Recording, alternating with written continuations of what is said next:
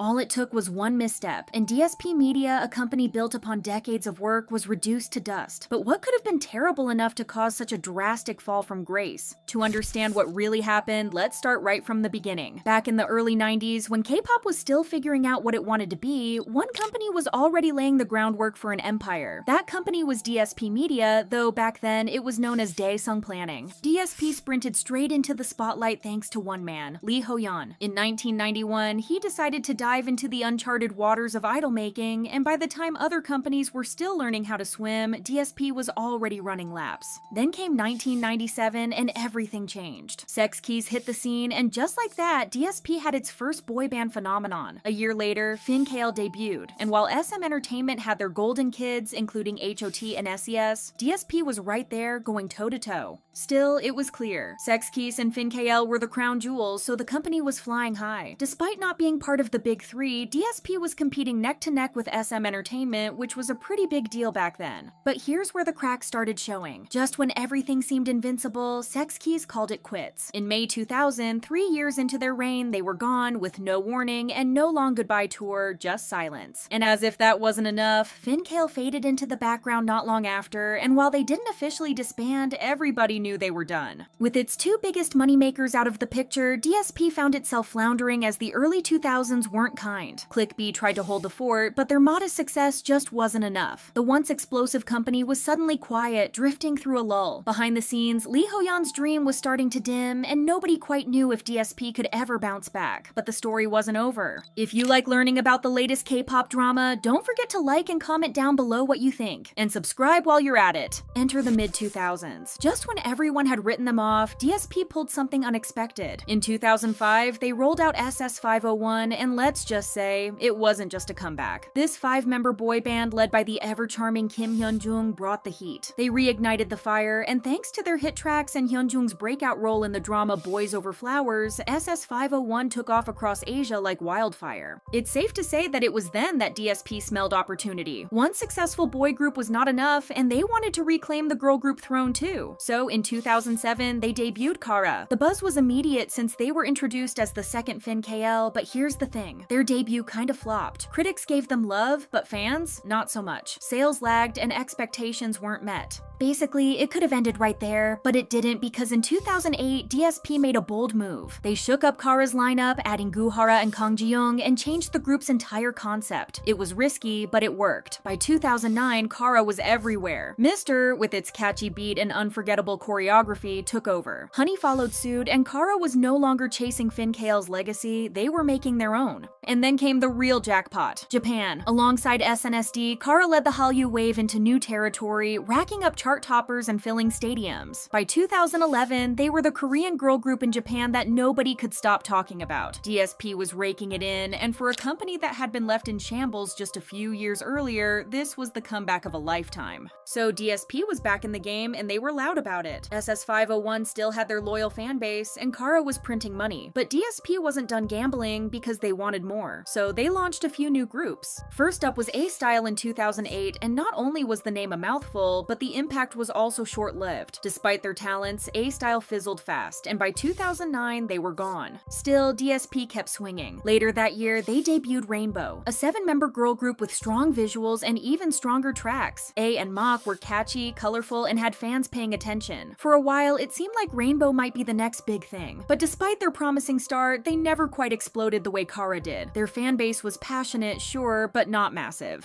By 2010, DSP Media seemed stable. That might not sound exciting, but after years of chaos, stability was a big deal. With SS501 still relevant, Kara at their peak, and Rainbow holding their own, DSP had rebuilt itself into a respectable name again. They weren't dominating the charts like SM or JYP, but they weren't irrelevant either. But just when the tide was in their favor, a behind-the-scenes shift changed everything, and no one saw it coming. In March 2010, DSP's founder Lee Ho-yeon suffered a devastating stroke, and just like that, he was out of the picture. The man with the Midas touch, who had an uncanny ability to spot star potential and shape idol groups into legends was suddenly gone. And that wasn't just a leadership change, that was the loss of DSP's entire heartbeat. So who took over? Well, his wife Choi Mi-kyung stepped into the driver's seat and their daughter reportedly joined her in steering the ship. But here's the catch. They weren't Lee Ho-yeon. They didn't have his instincts, his ear for talent, or his hard-earned industry savvy. It wasn't just a baton handoff, it felt more like trying to steer a race car after the engine had already sputtered. And the impact didn't take long to show. By June 2010, DSP lost SS501. Their contracts expired, and instead of locking the group down and securing their future, DSP let them walk away. All 5 members. Each one went off to a different agency, and just like that, SS501 as we knew it was done. It felt like DSP had casually let go of a gold mine, and fans were furious. Kara, now the only heavyweight left, was suddenly carrying the entire company on their back. And if the SS501 exit wasn't enough of a wake-up call, what came next should have been. In January 2011, right when Kara was at their peak, 3 members, Han Sung-yeon, Nicole, and Kang Ji-young, filed a lawsuit to terminate their contracts. Kara was the same group that was dominating charts in both Korea and Japan, so why would they even consider jumping ship? The answer was mismanagement. The trio pointed fingers at how DSP was treating them, especially when it came to finances. From their perspective, they were working non-stop and bringing in the cash, yet the numbers just weren't adding up. Guhara initially joined the lawsuit too, though she later backed out. Still, the damage was done. DSP's image took a massive hit, and fans were left stunned. If Kara, DSP's golden goose, was this unhappy, what hope was there for everyone else? DSP scrambled to patch things up, agreeing to a settlement by April 2011. The group stayed together, but the trust was fractured. The public now saw DSP as a company that couldn't take care of its biggest stars. Instead of looking like a powerful agency, DSP came off like it was barely holding things together. Then came the panic. With their reputation shaky and Kara's loyalty hanging by a thread, DSP tried to fix things the fastest way they knew: debut more groups. In 2012, they introduced Ajax, hyped as the second coming of SS501. Around the same time, they launched Peretti, a girl group aimed at tapping into Kara's Japanese popularity. With 2 groups and big expectations, there was a clear mission: to replace the losses before they sink the ship. But here's where the plan backfired. Ajax fizzled almost instantly. After a few promo cycles in 2012